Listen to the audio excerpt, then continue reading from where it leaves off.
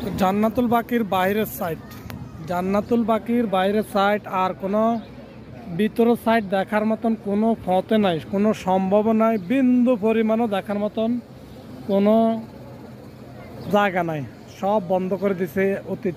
অতীতের জান্নাতুল বাকি বাইরের থেকে উপভোগ করা যাইতো, সব কিছু একেবারে নতুন করে পদ্ধতি করে সব বন্ধ করে দিছে। এখন হলো মদিনাতে আসলে জান্নাতুল বাকি আর সহজে দেখা যায় না, অন্য সিস্টেম করে ফেলছে। এখন সব অত্যাধুনিক মডেলিং, অত্যাধুনিক ডিজাইন, খুব সুদর্শন ডিজাইন বর্তমানে যা করতেছেন, অনেক অনেক সৌন্দর্য, যার কোনো তুলনা হয় না। মাশা আল্লাহ, মাশা আল্লাহ, এত ভালো লাগে। মদিনাতুল মুনাওয়ারা আগের থেকে অনেক উন্নত হয়ে গেছে। এখন বর্তমানে দেখেন দৃশ্যটা, আগে ছাতাগুলা এই সময় সকাল 8-9টার দিকে বন্ধ থাকতো। এখন আলহামদুলিল্লাহ সম্পূর্ণ অন্য সিস্টেম হয়ে গেছে। এমনকি মসজিদের নববী এখনও খোলা আছে।